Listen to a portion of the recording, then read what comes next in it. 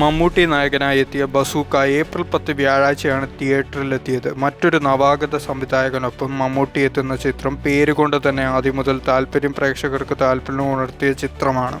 ആദ്യ ദിവസത്തെ ആഭ്യന്തര ബോക്സ് ഓഫീസ് കളക്ഷനുകളും കണക്കുകളും ഏതാണ്ട് ഇത് ശരിവെക്കുന്ന രീതിയിലാണ് ഇപ്പോൾ വന്നിരിക്കുന്നത്.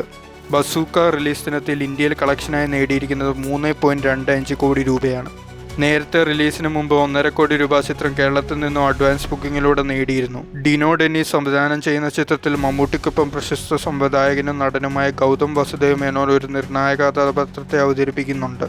സിദ്ധാർത്ഥ് ഭരതൻ, ബാബു ആന്റണി, ഹക്കീം ഷാജഹാൻ, ഫാമ അരുൺ, ഡീൻ ഡെന്നീസ്, സുമിത് നേവൽ, ദിവ്യ പിള്ള, സ്ഫടികൻ ജോർജ് എന്നിവരാണ് മറ്റു പ്രധാന കഥാപാത്രങ്ങൾ. ഒരു മൾട്ടി ലെവൽ ഗെയിം പോലെ മോളിവുഡിന് അധികം പരിചയമില്ലാത്ത ഗെയിം ത്രില്ലർ ജോണറിൽ വികസിപ്പിച്ച ക്ലൈമാക്സിൽ സർപ്രൈസ് നൽകുന്ന ചിത്രമാണ് ബസൂക്കയുടേത്.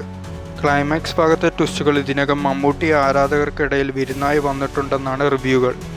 നിമിഷ രവിയാണ് ചിത്രത്തിന്റെ ഛായാഗ്രഹണം നിർവഹിച്ചിരിക്കുന്നത്. സയ്യിദ് അബ്ബാസ് നിർവഹിച്ച പശ്ചാത്തല സംഗീതവും പ്രമേയത്തിനും കഥയ്ക്കും ആഹ്വാനത്തിനും അടിവരയിട്ട് ത്രസിപ്പിക്കുന്നുണ്ട്.